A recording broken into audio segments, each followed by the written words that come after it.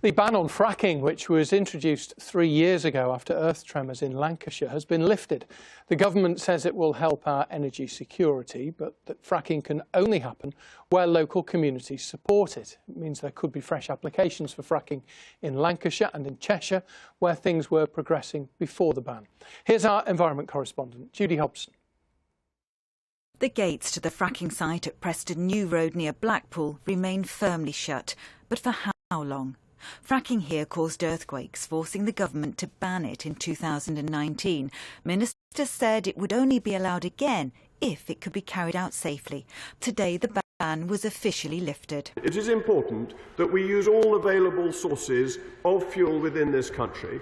It is more environmentally friendly to use our own sources of fuel rather than to extract them from other countries and transport them here at great cost, both financially and in terms of carbon. It was met with fierce opposition from Labour. The 2019 manifesto, on which he and every member of the party opposite stood, said this, Mr. Speaker: we will not support fracking unless the science shows categorically that it can be done safely.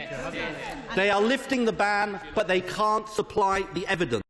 Permission for Cuddrilla to frack here again has run out, but the company could reapply. It still has 2 wells here. It depends how quickly we can get the consent to go ahead. We need to go through the planning process, as does everybody else. So we need to take those steps. But once they're taken, we could be flowing shale gas from initial wells, initially in small quantities, within 6 months from our existing site.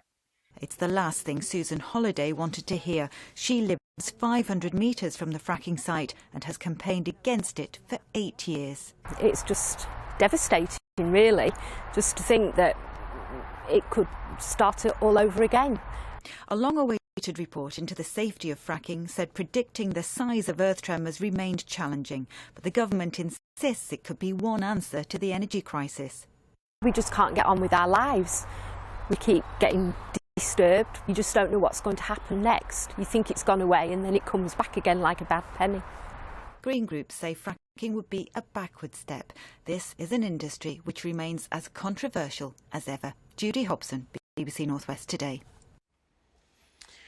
One of the UK's most